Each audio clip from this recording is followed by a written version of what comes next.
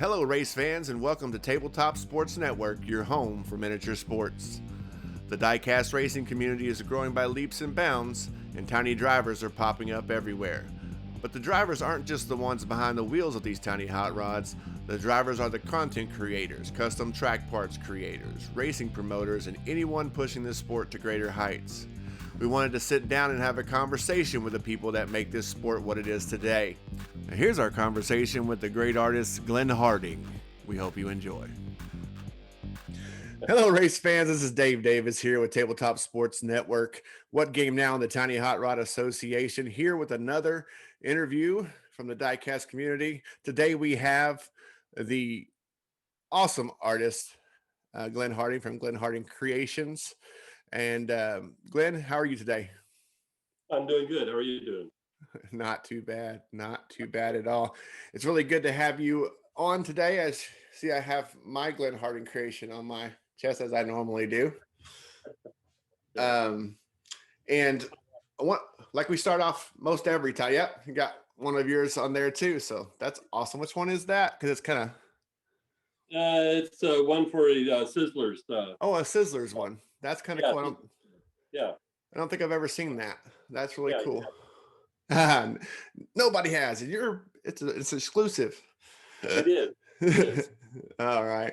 Well, thank you so much for being here, Glenn. Why don't you, like we do most times, just start off telling us a little bit about yourself. All right. Well, my name is Glenn Harding, and I live in Sacramento, California, near Sacramento anyway. I live here with my wife and my dog. And by daytime, I'm a CNC machine operator at a plant where we build prefab buildings. And by night, I'm an artist. Well, that's awesome.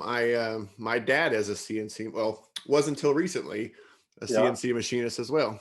For like 30 years, I think. Yeah. And then COVID hit and some weird things happened. But anyway, we won't get into my family's personal issues. But yeah, it just reminded me, like, I used to work in the same building as him. And I'd go over there. And it was funny. He is an oil field industry, right? So he was making valves for oil machinery. But it took a little while to run the program and do some cuts. So I'd go over there and I'd be like, do you ever do anything? Because every time I come over here, you're sitting there reading the paper. Yeah. Oftentimes I'm sitting there. I have a little desk to the side when my machine is running. I sit there and draw pictures. A lot of the pictures that you guys see that I've drawn, we're drawing there, sitting there waiting for my machine to cut something. I know. I was like, how did you get that job, man? Come on, hook me up, Dad. Yeah. I want to. But yeah. So, and what about the? Okay, so I guess the next question would be, how did you get into diecast racing and diecast cars in general? Well, that was kind of a weird thing. I've been an artist since I was about 4 years old. I started drawing like everybody did when they were little kids, but I just never stopped. By the time I was 6 years old, I had decided I wanted to be an artist all my life. That was the thing I wanted to do. My mom had a instructional school that she was going through for art. By the time I was 8, I had went through and did all the exercises in her books, and I learned how to draw by doing all that. So I've been doing it all my life. I've been drawing, and but I've always worked for somebody else. I was even a tattoo artist for a long time. I've always done graphic arts for other companies and stuff like that. I've never done it freelance. And so about 2 years ago, a little over a year or so ago, I decided I wanted to become a freelance artist and do my own artwork. Instead of doing what everybody else wanted to do. So I started a YouTube channel and I started drawing pictures. And I was bouncing around with a lot of different stuff, just trying to figure out what my artistic voice was going to be. Right. And so I'm going along and I was watching the YouTube one day, and I think I heard you say something about starting a hashtag that was like hashtag blame it on 3D bot maker or something like that. Yeah, well, I was my YouTube suggested a video by this guy, 3D Bot Maker, and I'm like, wow, that's kind of interesting. So I watched it, and I even remember my wife was in the other room, and she said, "Are you watching racing?" And I go, well, it's kind of like Kind of like, racing. I'm not really sure what this is, And so I watched it and I was intrigued, right yeah, off the bat and so I looked into the group and I was like in the group and I was looking at, watching the videos and interacting some. And then somebody said something about wanting a t-shirt with the Crazy Brothers on it. right. And I used to be a t-shirt artist and I thought, well, I'll draw up a sketch and I'll throw it up on the group and see what everybody thinks. So I drew Yeah, a sketch of a Fiero Ferrari and just kind of quickly threw it up there on the page, and everybody went crazy for it. yeah, I got within an hour I had like 500 likes, and so I'm like, wow, this is phenomenal. Oh, okay. So I contacted 3D and I said, hey, can I make a Crazy Brothers t-shirt?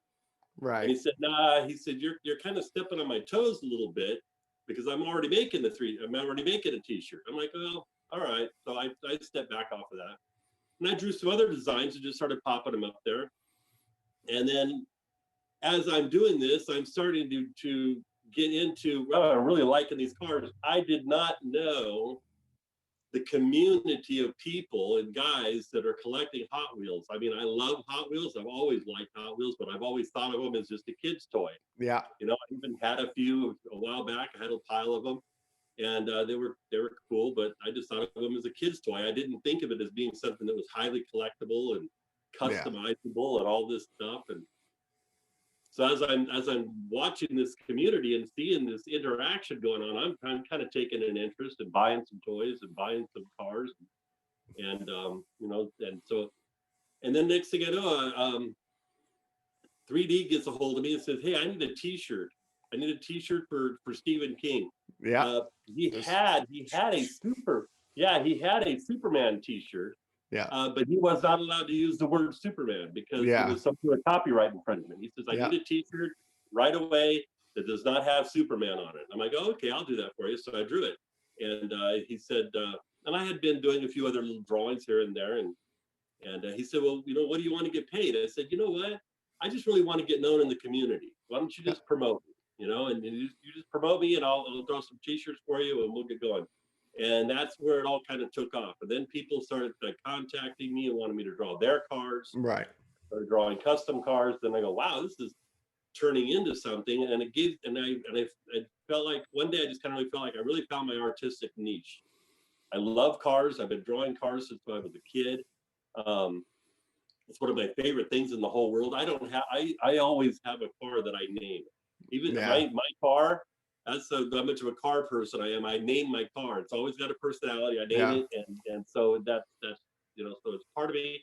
And I started thinking about the community. It's like all of these are guys that are about my age or around in that area. So we're all big kids, and I've always been a big kid. I've always been in touch with my inner child. Yeah. And so it's like, okay, I'm really fitting into this niche and this group of people, and I'm really liking it. So I'm just gonna go in all in, I'm just gonna just go there. And so now I've got a collection of 200 cars. I'm doing custom. Yeah. I got a little spot over here where I make custom cars, and I've been learning how to do that. And actually sold my first custom car today. Oh, nice. So so it's really fun. And I've been getting contacted from car clubs all over the world. I just did a T-shirt for a rally racer in Finland. Awesome. And so it's just been car people. So I've been really working on what my focus is with the cars, with drawing the cars. Right. And so I've been noticing, okay, so there's lots of guys out there who draw cartoon cars, and there's a number of people. But I started noticing there's nobody that's really specifically drawing diecast cars. Right. And so I've started focusing in on doing some diecast racing type stuff, and really wanting to focus in on the toy aspect of the car. So when I draw a Hot Wheels, I don't try to make it look like a real car. I try to get something in there that really gives you the sense that it's a toy, Right. that it's a collectible car or whatever. Like I just did. Can I show you a picture on the screen? Sure. Okay. I just did this. You probably might have seen it on. Oh yeah. Yeah, I just did this one. Well, if you'll I saw it in the notice, groups. all the asphalt on this is orange. Yeah. Because I really wanted to exemplify or show The Hot Wheels. that this is like a kid's imagination. Yeah. But the reality of the situation keeps coming through that it's a Hot Wheel. You know? That would make an excellent comic book, by the way. Just in Oh, case yeah. you were thinking of ideas. Well, here's the spoiler. Here's a spoiler for everybody. I've been actually drawing out some of 3D Bot Makers races as comic strips. Oh, so sweet. I've already drawn part of one. I showed it to 3D. He liked it, so I'm working on some more. So that's kind of like oh, okay. So I've been taking some of his races and turning them into little comic stories. Yeah, and maybe by the time this is posted up, they might have made a public appearance. But maybe, yes, yeah, maybe.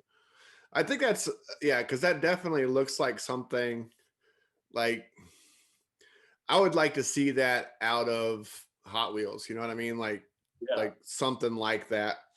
Yeah. And you could tell. I mean, just my opinion. I think you could tell that because I mean I've drawn since I was a kid. I'm not really good at it. I get the idea across if I have to show somebody what I'm talking about when it comes to a video or whatever. I can storyboard something or whatever the case may be. I can design a logo. Most of the stuff I do now is digital, so but so I'm doing some layout work for a game book that's coming up. But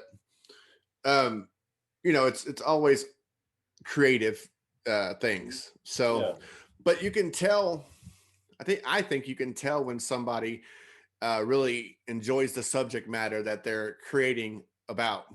Sure. And you can tell some of it's technique, but you could tell, like I watched a video, as I mentioned to you before we started recording, the one where you actually and feel free. Actually, I'll go ahead and do it now. You do have a YouTube channel, as you mentioned, where you do drawings while on YouTube while talking and so on and so forth, right? Yeah. And I actually have two now. I actually have two YouTube channels. An older one which has got about 30 videos on it. That nothing to do with the cars. And then I started a new one since I started doing the cars, where I focus on just the cars. And what is the car one called? The channel called? Glenn's Car Creations. That's right, Glenn's Car Creations. So I'll put a link of that in the description for this video too, so people can find it. I just thought it was very interesting. But anyway, what I was saying is that when someone draws something and they're drawing something they're required to draw, I don't want to say forced to draw, but something that's like it's a job for them or whatever, you can see in the act of drawing that going through the motions thing. But when I was watching you draw, I don't remember what you were drawing in that one.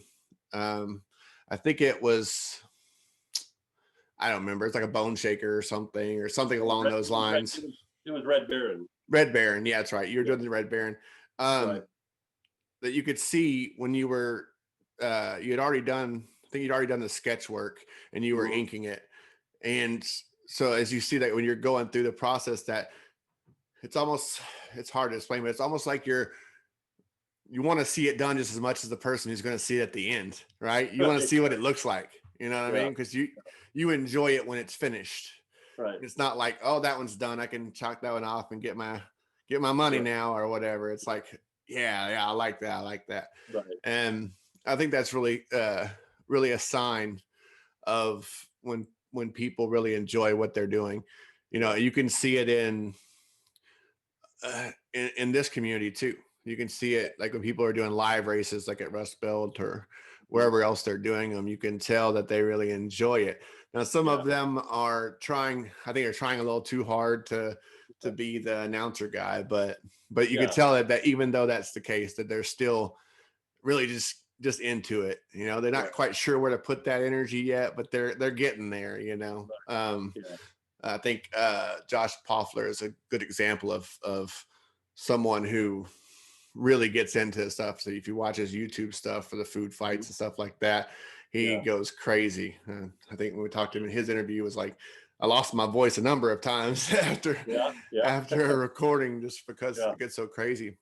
Right. But I wanted to take a moment to highlight some of the things that I know, and then maybe you can add on to it. So in the diecast community, when it comes to your art, I've seen it. I know one of our interviewers, JD Elst, I think you did his Cliffs International Speedway drawing. Is that correct?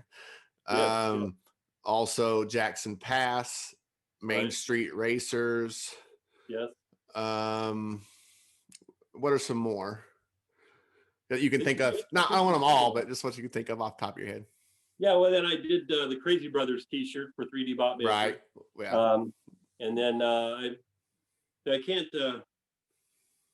I've done some. I'm just trying to look around to see if I've got them on the wall or not. Well, you can see it in the face. I just didn't know if you remembered some of the tracks that you had drawn art for. I think you named all of them. I'm still working on some things for the various people, but you've named them, named all the ones so far. And that's the thing. Like I can tell when it's one of your pieces. Like as soon as I see it, I don't even have to look for a signature or anything. I'm like, that's Glenn Harding. That's a Harding creation right there. I know for sure. I do have my own style. Yeah, and that's awesome. And I do like the fact that you said you have, like you try to put that, make it look like a toy. Yeah. So that's what's interesting about the whole customizing thing, or the whole car. Like the guys who customize the cars, they try to make them look like a real car. Yeah. And as I'm drawing them, I'm trying to make sure that it still looks like a toy. Just to kind of celebrate that part of it. Right. And you said that you were doing some customization of your own. Yes. So are you doing, as far as customization, are you like going all the way with weight and wheel swaps and all that stuff, or just kind of like paint jobs? Or I just got into that. I'm actually making 2 cars that I'm going to put out there as racers. Okay. Mostly so far up to now, it was mostly just some wheel swapping, some paint jobs. I did a complete rebuild or a complete build of a car hauler for the truck. I built the whole bed and everything like that. So that was kind of like my branching out into like doing more custom. But now I'm doing 2 cars that I would like to see race. So in fact, here one of them right here. It's the Punisher. Oh yeah, I like that. Yeah, so that one's going to be a racer, hopefully. Did you do the paint on that, or is that the way it came?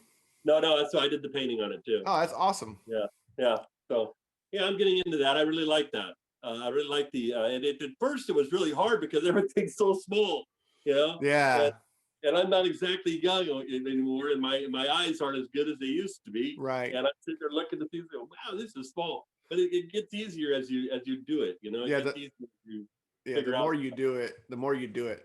I paint. I'm working on a car right now. It's as fanboy as it sounds. It's a Stephen King tribute car, but oh really? That's cool. I posted some pictures of it in 3D's channel, but it's just it's the Escort Rally. It's just in different colors. It's like main body color blue. It's like a Superman blue kind of color, and then a red stripe that goes down the side and around. And then I'm going to use some yellow on the spoiler and maybe the lights and stuff on it, just to kind of and give it these yellow 10 spokes that come off of one of the Lamborghini cars in the Lamborghini 5-pack. So, which is killing me to have to tear it up, but I've complained about that enough.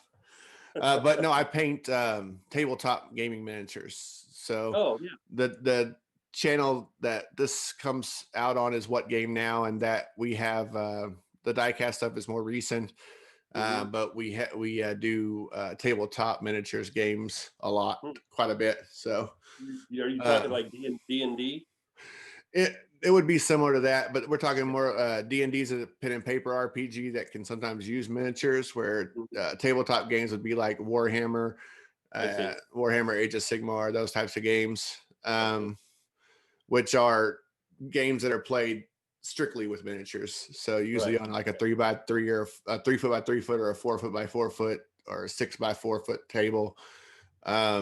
and it's just there's miniature war gaming, but most of the universes I do it in are sci-fi or fantasy related, as opposed to like military World War II. You know, they have a bunch of those too. But I'm painting. Here, I showed it last time, but I'll show it again real quick. Since we're showing off artsy things today. Yeah. This is one of the ones that I've worked on a bit. Oh yeah, very nice. It's called a War Jack from War Machine. Yeah. So it still needs a lot of work on that one. I have some dwarfs that I posted on What Game Now Instagram. They're for a game called Blood Bowl, which is like football set in a fantasy universe, but more violent. Yeah.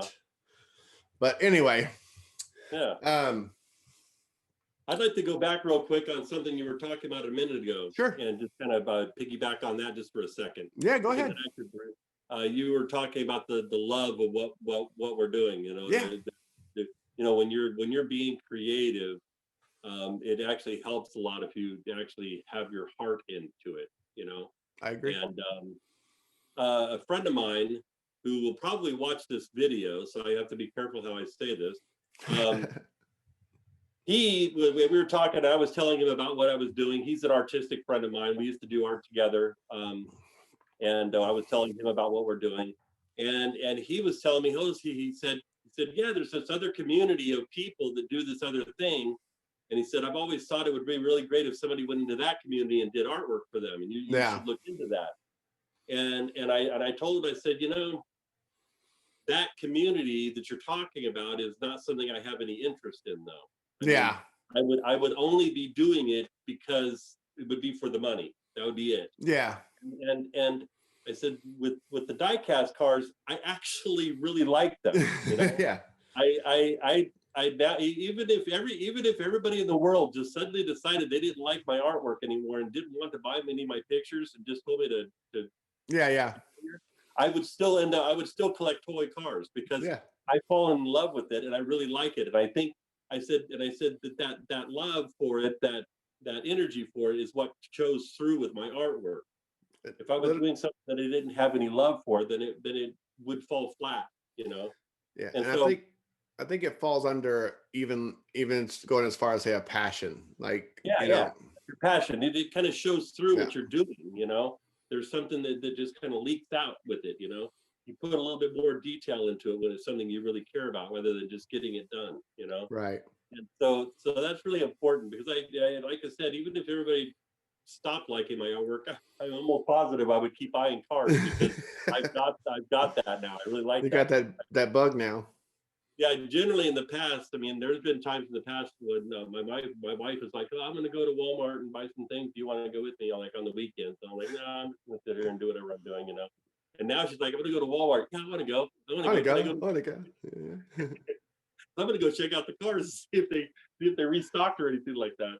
You know. I have like a loop. Like my wife will send me to the store to get some grocery stuff. Right. So I go in. Like the grocery sides on one side of the store, I come in, I'll pick up the stuff that's not going to melt on me. And I'll go around to the toy section and I'll look at the cars. And then I go around the other side and look at the clearance rack to see if there's anything that I want to mess with. Because sometimes I find cool, like things that I can use in another way than intended. Yeah. Then I go back and get the cold stuff like ice cream and then I leave. Yeah. So my excuse is that I'm setting up an area like a diorama type area because I really want to start. Sometimes I want to work from photographs of the cars, and so I bought orange track. I don't have any room to build a track, and I live in an apartment, so there's no place for me to build a track. But I still bought some orange track because I want to take pictures of the cars on the orange track because I just really like to work from photographs quite frequently if I can. And so I've got a little area I'm going to set up for that, and so so when I'm buying cars, I'm trying to buy a variety of cars because as I'm drawing them, people are saying, "Hey, would you draw me one of these?" And "Hey, would you draw one of those?" And "Hey, would you give me one of these?" So I've got a running list on my phone, and every time somebody says that, I put that new car on my list. And right now, it's probably like about, I think that list is about 100 cars long. I bet. And as I'm trying to figure out what I want to draw each time, like because I always try to continue to not only draw something that people want me to draw, because when people order something from you, like they're drawing one of these, Right. I also want to draw things that are coming from my creativity, and something that doesn't have anything to do with the customer. It's just something I'm doing for my own enjoyment. Right. So as I'm trying to figure out what I want to draw, then I looked at that list and I go, hey, is there anything on there that looks interesting to me today to draw? Oh yeah, that right there. So like I had a whole bunch of suggestions for people, probably like different suggestions for Baja bugs. Yeah. And so I looked on my list the other day, and so I started. So I'm in the middle of working on. Here's one that's in the middle. Oh yeah. Yeah, it's Baja bugs, racing on track, and so awesome. Yeah. So it's just I look for those things. I've always been into Formula One. I love Formula One racing. In fact, one of my favorite passions is to watch the old 1980s Formula racing cars.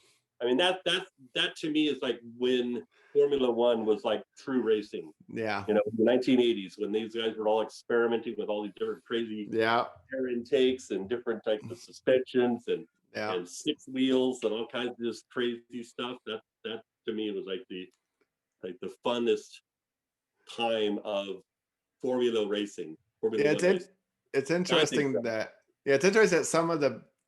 some of what we consider the greatest times in racing were also the most dangerous times in racing. Oh, sure. Yeah. That's why they were so great. Because I know people complain about like drag racing going, like NHRA going from true quarter mile to 1,000 feet tracks, and and it's all about top speed and what could be the lack of control at that top speed on a quarter, and what would it be if it was a half, that kind of stuff. Or and you mentioned Formula One, which I find to be a money game. No, yeah. They say like everything's like spec or whatever in this way or that, but there's no way that some of those cars are running at any type of spec whatsoever. Right. Driver has a lot to do with it, but but there's some crazy stuff going on in some of those big racing teams. Then there's the new Formula E. That's the electric ones. And those are interesting, I guess. There's something about the sound of a Formula One car though that just really kind of like is there, that you kind of miss with the electric cars. That was what I was going to say. I watched a video of the electric cars going by a crowd, in one of those road race, street racing type situations where they close down the street for the days or for the weekend or whatever and run through town. And they're going around and it's like, it's like, you're like, what happened there? I've been to the Daytona 500, and I've been close enough to the track that your ears almost bleed when the cars go by. That to me is like racing. Yeah, it's insane. I've kind of been a fan of racing in a way. Like I've never gotten really fanatical about it like I did when I was just out of high school for football because I played, or those types of things. I know there are a lot of people who are NASCAR fans, like true and true, like when they go to races, when they're in town or travel to them, and they wear the headphones, they can hear the radio headphones, or you can hear the cars and people talking, the drivers talking, the pit crews. And I think that's interesting as well. I guess if I had to pick a form of racing that I think is kind of interesting, is endurance racing. I like the 24 hours of Le Mans, that kind of stuff. Or I agree. They have some really cool stuff going on. I wish I could remember what the racing association is, but they have like a whole series of like longer races. And they use. I was down in Baja, California one time when the Baja 1000 came through. Oh yeah.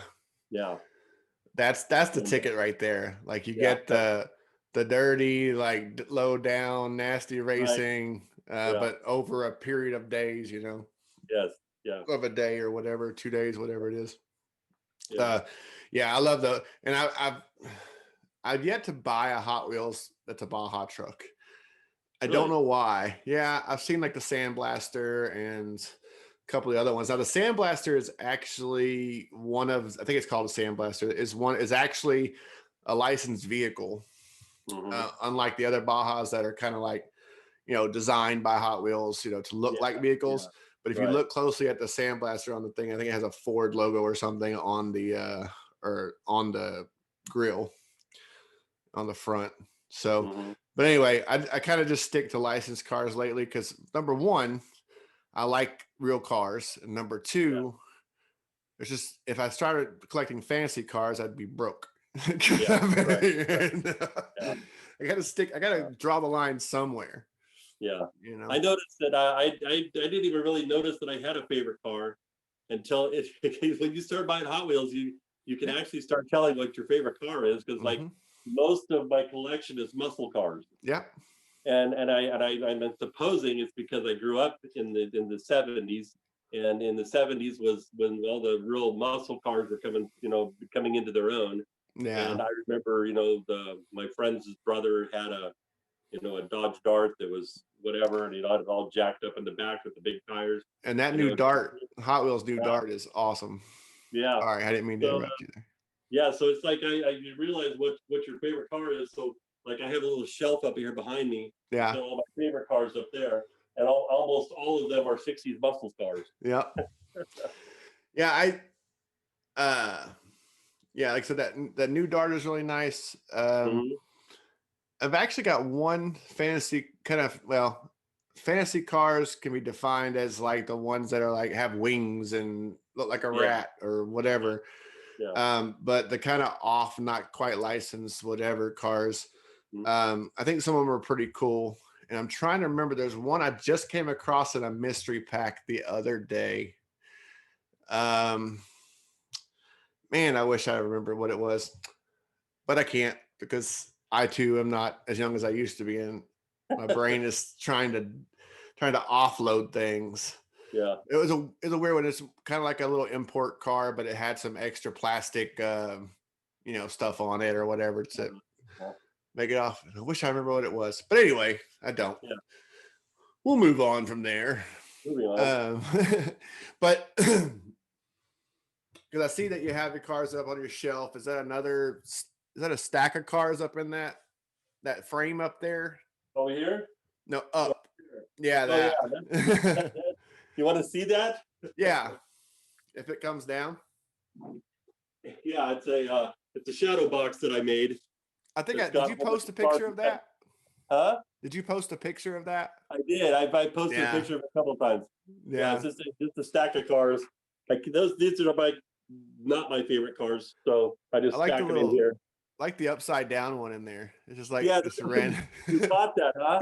I did that on purpose. There's one car that's upside down. I was going to post a picture and see how fast somebody can find that one Yeah, that one car. that is really Yeah, cool. I saw that when you posted it one of the times, and I yeah, thought it was really neat. yeah. Art, I kind built of the that. artsy thing.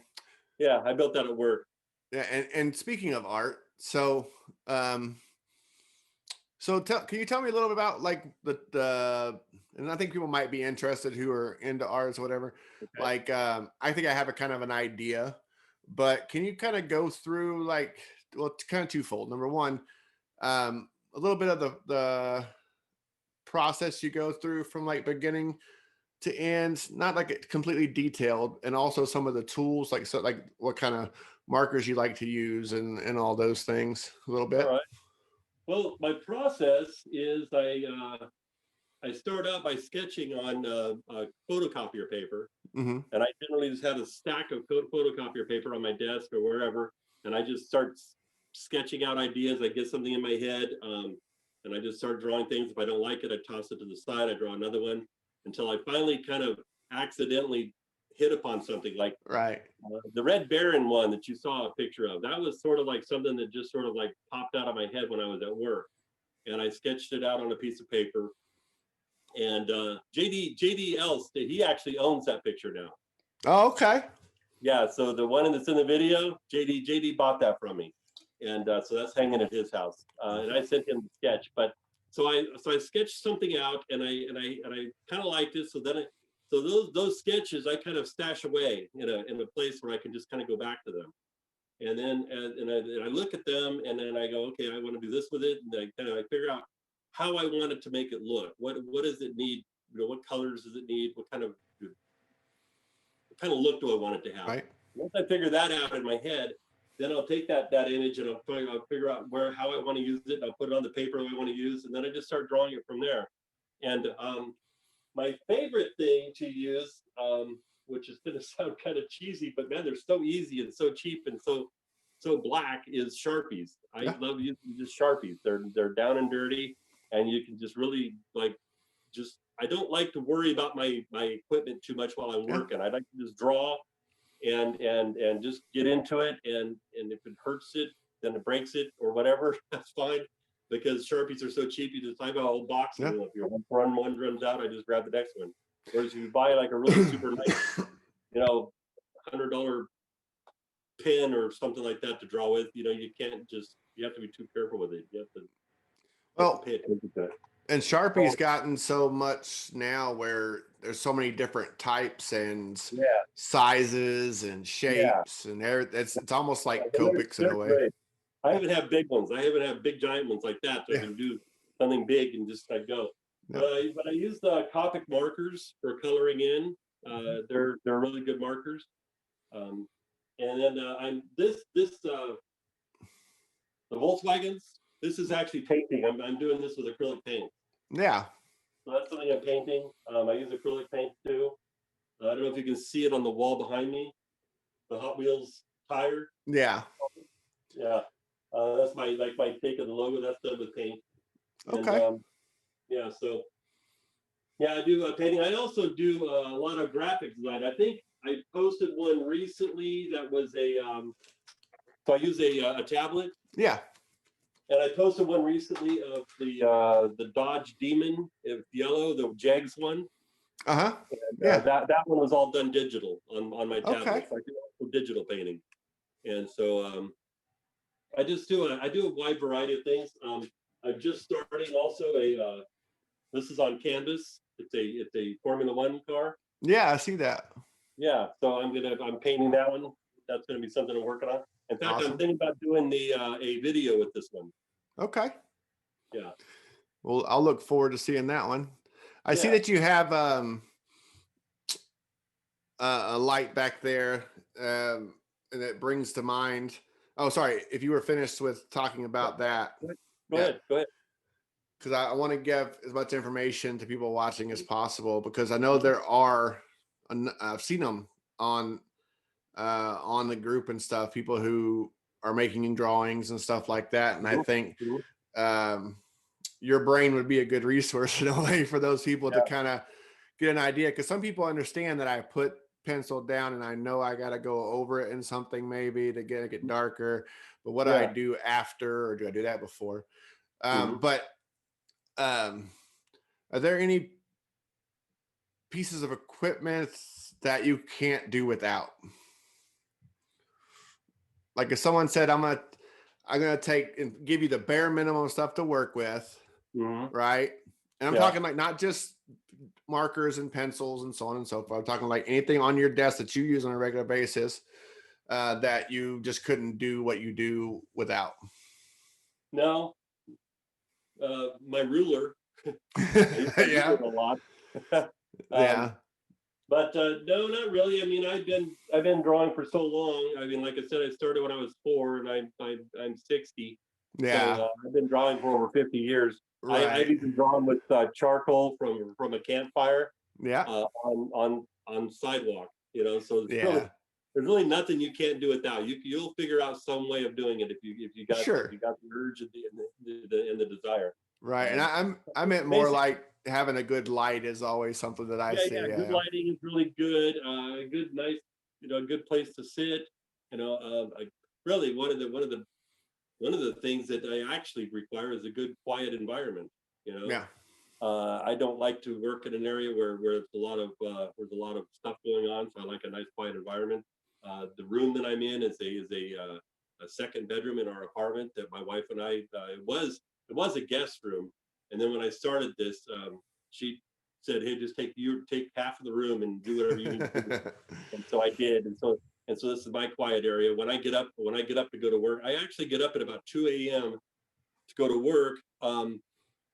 But I don't go to work until about 4. So I usually come in here and draw for about 2 hours in the morning. Yeah. So that's my quiet time that I could draw. So that's actually something that I can't draw without. Is a nice quiet environment to work in. And yeah, just a good place to sit down and draw. That mean being comfortable really helps your creativity quite a bit. It just kind of, when you're not struggling against other things that's going on with you, it really kind of gets your creativity a moment to open up and just let them out. You really have to get in touch with that inner child, because that's the creative part of you. Yes. The guy that follows the rules, and the guy that does all the stuff, that goes to work and does all the smart stuff. That's not the creative side of you. The creative side of you is this dummy that lives inside you. That's a kid, and it just wants to play.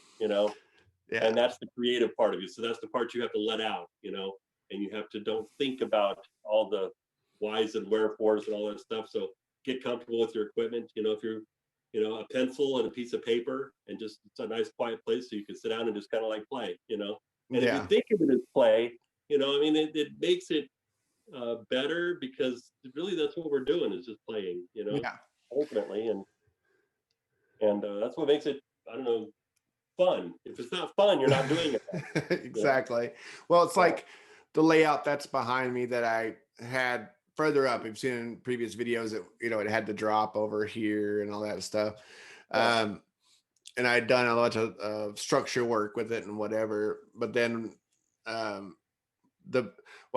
first of all, I owned my own tabletop gaming store for a couple of years.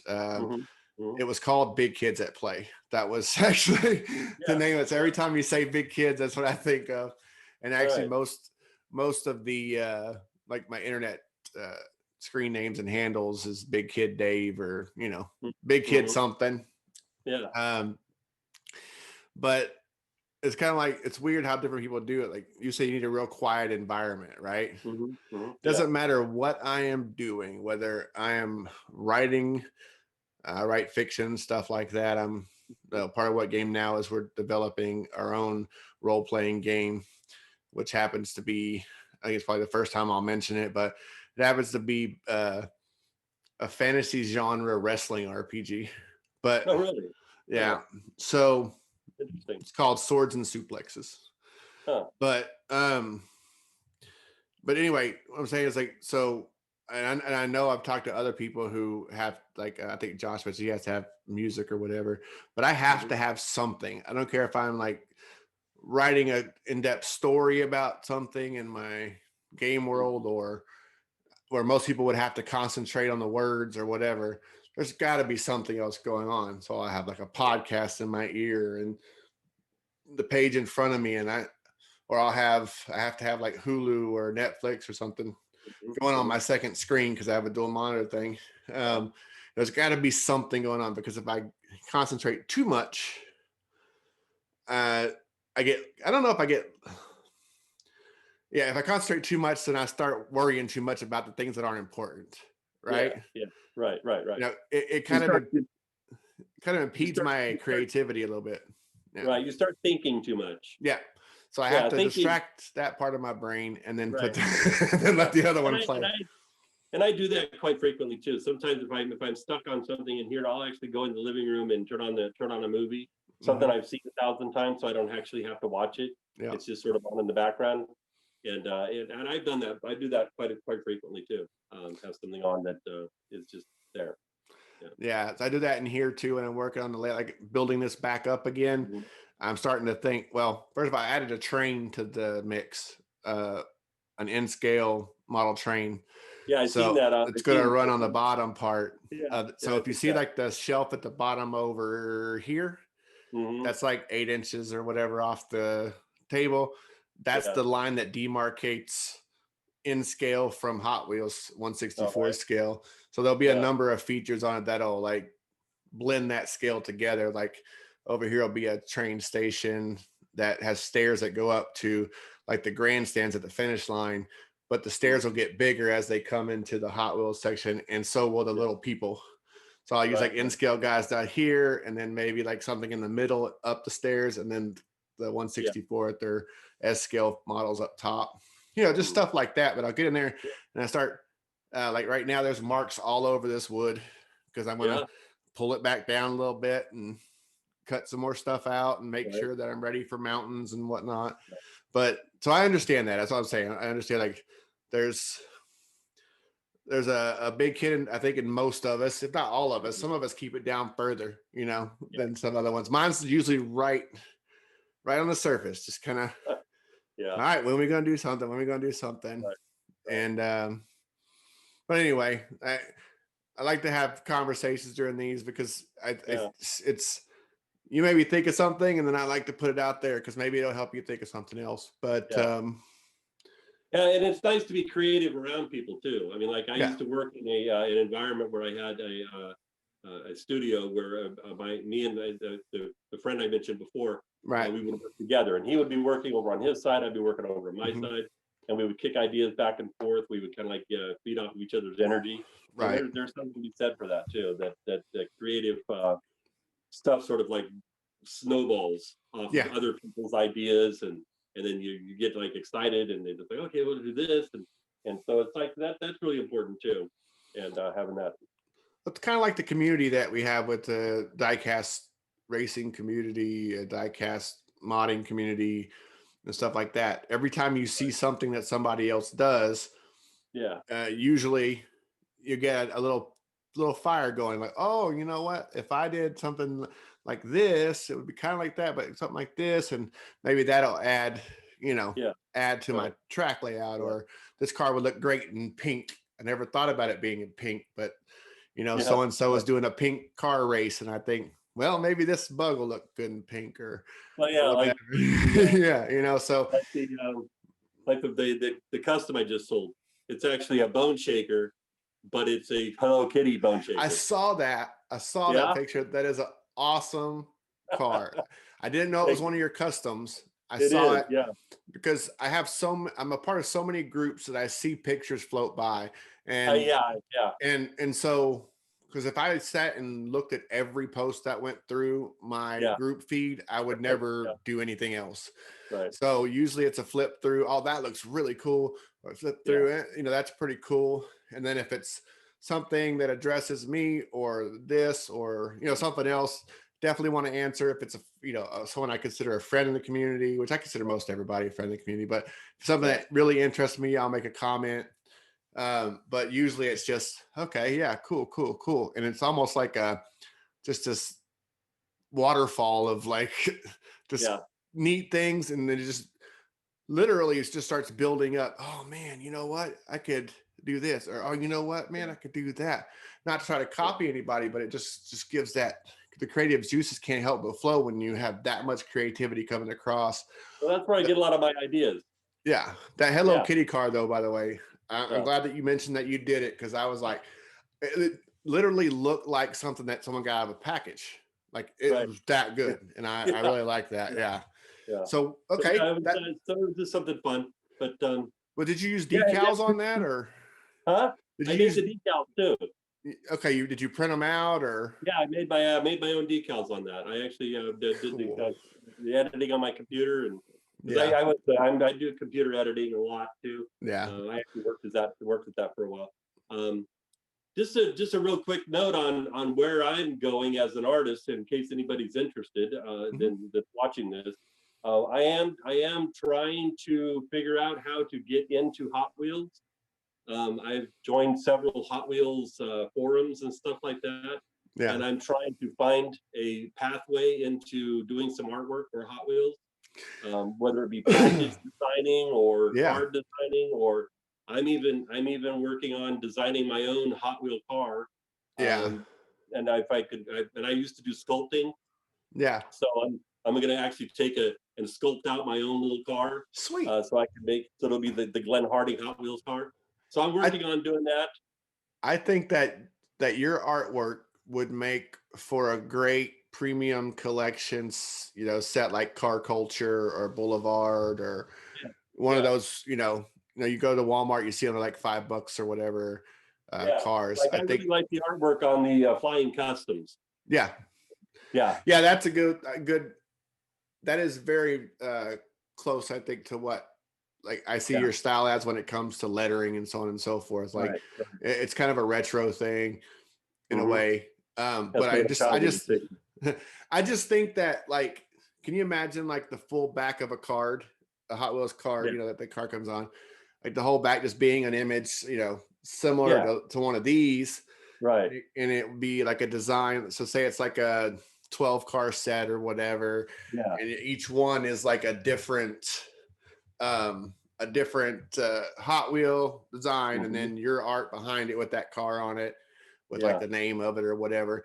Which since you're doing like art or whatever, I think, and I don't expect any kickback from this. Okay, I'm just saying, if you really want to, so I would, if I were you, it's coming up the beginning of the year, Uh-huh. so like the next month or so, I would work on making a calendar of your art, Oh yeah. and Yeah, that's then a good idea. selling that as Yeah. whether you print it or uh you know put it up on a, you can find a site, I'm sure, like the one that like Teespring does other things, but there are other sites like it that do calendars and Right. stuff, Yeah. Yeah. so Yeah. maybe No, putting it up on there. I think Teespring even has that. Yeah, I have a Teespring account. I have like 20 different of my designs on T-shirts on there. yeah, or if you Um, want to have, or if you have the money, like just go into a place and saying, hey, what would it cost me to print X amount of yeah. calendars, Right. and Yeah. keep it all for Yeah. yourself. Right. No, Right. yeah, Yeah. Of but course, I think you of could course, then you got to do sell all the. I think you could Yeah. sell a few hundred of those just in the community itself. Just Right. think. Well, I have about 30 or 40 images already, so I bet you I could put together a calendar with what I already have. I think you Um, could. yeah. I think you So could. maybe look into that. But yeah, there's also a magazine. I think I don't know if you ever heard of it. It's called Cartoons. Yes. I was going to Yeah. mention that earlier. Yeah. Yeah. I've been sending artwork to Cartoons, and I'm really hoping I get published in there pretty soon. I've been sending them a lot of pictures. And My my uncle Jerry. I don't know if I have twin uncles. Okay. mhm. Terry and Jerry. Uh-huh. And I can't remember if they both were, but I know my uncle Jerry was a big fan of cartoons. Like, Yeah. because it's been around forever. Like, Yeah. cartoons has been around forever. It went away for a while. I was around when I was a kid. Then they went out of business. And then about 2 years ago, I think, something like that, somebody revived it. Oh, okay. Yeah. And it's got a website and everything like that. So I've been sending artwork to them, trying to get published in there, because that would be a really good place. Yeah, that kind of thing's been happening a lot. Like, Yeah. there's been a resurgence of electric football lately. Oh yeah. And You remember electric football? Yeah, I do. Yeah. Yeah, and then So, the slot car racing is getting a yeah, resurgence too. I yeah, remember when I was a kid, there was actually like places where you could go, yeah. and it would be a whole building just full of big slot wheels car tracks. And there's still a few of those around in like New York and well, I don't even know now after COVID or during COVID, but there's still a few places like that. I had one in my town, Yeah, for a those little are growing bit. back up again. Yeah, but that has been coming back up. The at-home slot car stuff has gotten Mhm. crazy with the digital stuff, and you can like Yeah, make cars yeah, pit and everything, and right, automatically they tell you how yeah, much fuel you have left. They can simulate car damage, and it's right. crazy stuff. But in electric football, like I said, it's coming back, and these guys have these like 2 foot by 4 foot scale football fields. They painted up their miniatures and like every kind of thing, and the bases they can tune to run routes and all kinds of stuff. I remember when I played with it, you turn it on and you were lucky if like half of them didn't fall over. Yeah, right. These guys are like got quarterbacks dropping back in the slot, and then receivers running routes, and then they got the little dude they set in with the felt football, and they actually have to pull it back and throw the ball at the dude. Really? Yeah, I'm telling you, check it out. Amazing. It's hold on. It's like miniature football coaches association. I'm a part Really? of that group, and those guys That's great. have like conventions and stuff where they'll get together and have like tournaments, and they have a championship trophy. And Uh-huh. anyway, it's just like this thing, just like the diecast thing, Yeah. just a different deal. And Right. what we do at Tabletop Sports Network, which is part of what Game Now is, we Uh-huh. have a number of games that are sports related. So we like record them, but we don't use the actual audio. We will commentate over them as if we were sports announcers. Really? It's kind of like the commentary on like a 3D video or any diecast racing video. Right. Where you kind of like, but yeah, it's like we get in there, like we have a guild ball, it's like a soccer with weapons game, and we'll just talk about, oh yeah, and he's gonna, you know, if he did this and he did that and whatever, you know, just kind of like, I want to do that with miniature football, but that's kind of a tangent, but they happen here. Yeah, it does. Yeah. I have a sometimes my train of thought derails, speaking of train, and there are no survivors. I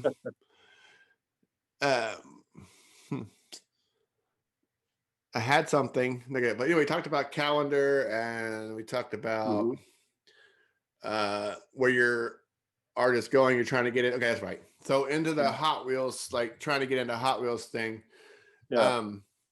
I really think that just like with 3D, I mean, it's one of those things that kind of happens. You get popular enough, you get your name out there enough, people see your work enough, and the next thing you know, Hot Wheels is sending you a prototype to run in one of your races, or you're getting to do a commercial for Micro Machines, or just things that come on that come around in that. But I think you're taking the right path, and then just trying to just get it in front of people. And if our community is any indication, I think that someone's going to see it, and I believe that. And then if you keep doing what you're doing, I think maybe it'll start off something small, and the next thing you know, I'll be walking through the Walmart trying to find your set this time. Right. Yeah, where's that Glenn Harding set? I'm trying to get the full set. I can't find it. And just like, and unlike the other Hot Wheels, I mainly stick to mainline stuff unless it's, like the 127 stuff, like the $1.27 stuff, like Turtles or Pixar or whatever. But I would buy that whole set. I don't care how many cars are in it if your name was on it, because I respect I respect your talent. And I would sign that set for you. Oh yes. That would make me so happy. And I would put it back somewhere when I'm designing my new set for this. Actually, I doubt once I get done with this that I'm ever going to take a camera off of it, because it's going to take so long. But, but there's, I'd put it somewhere prominent in here. But and that's the one thing I wanted to do too with this, right, was to, and there are a number of people out there who really, I know that you're aware of this in some ways, but it's kind of like with some people, your art is recognizable by most everyone. Okay. Your name is getting to that point. Right. I could say, like I told a couple people, I'm interviewing Glenn Harding. Yeah. And I don't think that's, and no offense, but I don't think that's gotten to that point where your name is synonymous with your art yet. Right. But as soon as I say, the awesome artist that did, and I say that, I'm not just kissing your behind. But the awesome artist that did the art for the Stephen King t-shirt, or Jackson Pass, depends on who I'm talking to, but Jackson Pass or Main Street Racers or whatever. And immediately usually after only one of those, they're like, oh, that guy is, very talented. I actually had that conversation today with someone. And they're like, oh, that dude's extremely talented. And this is coming from somebody who's in that same vein, like I don't know if I don't know all the specifics, but works in an art type industry, let's just put it that way. I don't know his exact job description, but I know he does similar to freelance work and so on and so forth in that world, and thinks that's the case. And which like I said, I don't think there's anybody in our community really that I couldn't show a picture to of your artwork and they'd recognize it. Yeah. Well, that's good. I think your name, that's what I've been trying to go for. I think your name is getting there to catch up with your ability. You know what I mean?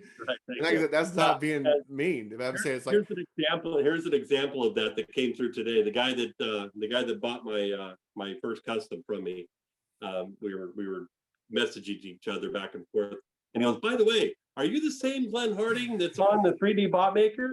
And I go, yeah, that's me. He goes, oh yeah, I love your artwork. So I had to text my wife. I told my wife, I said, when I get home, you're probably gonna have to deflate my head a little bit because I just got recognized. The art is definitely unmistakable. Well, thank you. I appreciate that. I hope, we're not that big. We get what we get as far as views on this, and hopefully that grows. But I hope that anybody who doesn't know of you that watches one of these videos, I think at least those people will then know and can take a closer look at the stuff that you're doing. Like I said, I'll put your YouTube channel in the description. Right. If you have any other links, just send me a Facebook message and we'll put them in there. I've got a website. I've got a website I've recently built. That I'm working on. So I'll send you the link for all that stuff. Yeah. Excellent. And I would say I'd put a piece of your artwork in the video beforehand, but as you've already commented to me, there are like 3 pieces of it already in the intro to this video because it belongs to different tracks I was showing their Facebook pages. So and it's just so happens that's the case. But I would take any chance to do that. I really would. I want anybody who works in this community to just be able to do whatever they, like I said, have passion for, and do it to whatever point they want to get to. If they want to, like you said, if they want to get their art recognized by Hot Wheels and do something in that vein, that this community is like part of the path to get there, awesome. Mm-hmm. I think that will be an even better path than just someone noticing it just outside. Like, going through, if someone wants to be the first guy to like reach this high viewpoint in live racing, or, be the competitor to 3D when it comes to subscriber count, or whatever you want to do, right? If that's what you want to do, you should put every moment that you have, out. You don't shirk your responsibilities, people. I mean, you got things to do, but to put as much, don't say that Dave said that you could just do whatever you want because it's fun. Okay. If you have responsibilities, take care of those first. Okay. Because you can't do what you want to do if you're living in the street. All right. Get the cardboard box. Yeah. You could, but you'd be painting from that proverbial, that burn bin out, that burn can outside, right? That's what you'd be drawing with. But if your story, as far as recently with the Diecast, could do anything, I think it can show that you can, no matter what age, no matter how long you've been doing it, no matter what it is, that if you really have a passion for something and you're willing to put the time and effort in to work towards that you can do something with it. Yeah. And don't limit yourself to, maybe I can get this on there. No, shoot for it, man. Go for it. Because you said, what do you say? You're 60? 60? I'm 60. I just turned 60. At 60 years old, I'm sure that there are a number of times down the ladder, I mean, not being prior, down the ladder, that you thought that you might have wished that you went for it then. You know what I mean? But that's just the way it is. Like, I think about it all the time, not to a point where it keeps me from doing anything else, but maybe if I had tried a little harder in school and used my big frame to play football more, I might be one of those half brain damaged millionaires right now. No, you don't reach 60 years old and don't have a couple of regrets. I promise. Yeah, exactly. I'm 43. You know what? I'm not going to let those hold me back. I'm just going to keep moving forward. So. I'm 43 and I have a few. So I think everybody does. So, but the one things that I don't regret are the things that I went out on a limb to try to do, no matter how they turned out. Yeah. So I agree. So, but anyway, is there anything else that you want to talk about before we wrap things up with this? No, I think we pretty much covered it all. Yeah, I'm really happy with what we did. Awesome. I wanted to let people know where I'm trying to go, what I want to do, and what my philosophy is, and I think that all came through. So right. And for anybody who's watching, you've seen Glenn. He's out there. He's in the 3D Bot Maker group and some other ones, and just like doing it. Huh? I'm in about 50 different groups. So he's in different groups. He's always posting things. Don't be afraid to say hi and tell him you saw him in the interview or that you like his art or whatever. Just take the time, no matter who it is, but take your time and say hi to the people that you want to, because you know what? They're just people just like the rest of us. You know what I mean? I agree. So thank you so much for taking the time. I know you made a special effort to do this tonight by sleeping earlier instead of going, and then waking up to do it, as you told me. And that's much appreciated. No problem. But if we ever have an opportunity or anything else that want to go, you want to talk about in the future, just know that I'm just as flexible as you are being when it comes to time. So just let me know when's a good time and we can make that happen for you. I do want to see, talk to you again a little later and see how that stuff is going, especially if you get that Hot Wheels thing. You know what I mean? We can break that out whenever you're able to. If I ever get the Hot Wheels thing, it'll be all over the place. But I thank you so much once again, Glenn, for spending the time with me. You're an awesome artist and a really nice guy. I was telling someone that, and not only is he talented, he's awesome. Well, you're very welcome. And I want to tell everybody out there who's watching, thank you for all the love that I feel from the community. I appreciate it, and it gives me a lot of energy to keep working and keep drawing and keep trying to amaze you guys with just awesome images. So I thank you guys for that. Thank you so much for taking the time to do that for us. So you have a wonderful night, and we will talk to you soon. Okay. All right. Bye-bye. Bye. If you're looking to make your race team, promotion, company, or group stand out, check out No Name Nerd. Put your logo and designs on t-shirts, hats, coffee mugs, and more. Their unique designs will help set you apart from the others. What Game Now and Tabletop Sports Network are affiliates for No Name Nerd, and if you use our coupon code WhatGameNow at checkout, you'll get 10% off your order. We thank you for watching Tabletop Sports Network, your home for miniature sports.